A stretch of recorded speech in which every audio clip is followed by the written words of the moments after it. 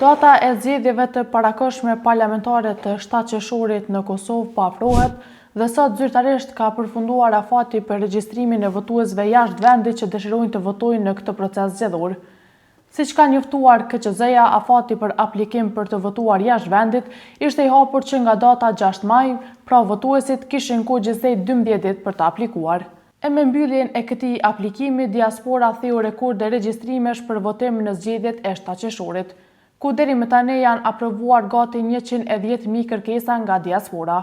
Sipas të dhënave preliminare, gjithsej janë pranuar rreth 142.000 kërkesa për regjistrim.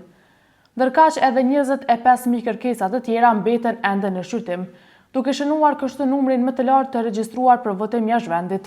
Në zgjedhjet e mbajtura në dhjetor të vitit të kaluar, gjithsej nga diaspora janë regjistruar 77.000 votues, ku disa nga ta votuan me post e disa në përfaqësi diplomatike. Votat që erdhen nga diaspora në zgjedhjet e kaluara më së shumti shkuan për lëvizjen vetvendosje, ku nga gjithsej 77.000 votues, 44.000 prej tyre ishin për lëvizje vetvendosje, ndërkaq më së paku shkuan për Aleancën për Ardhmërinë e Kosovës dhe Nismën.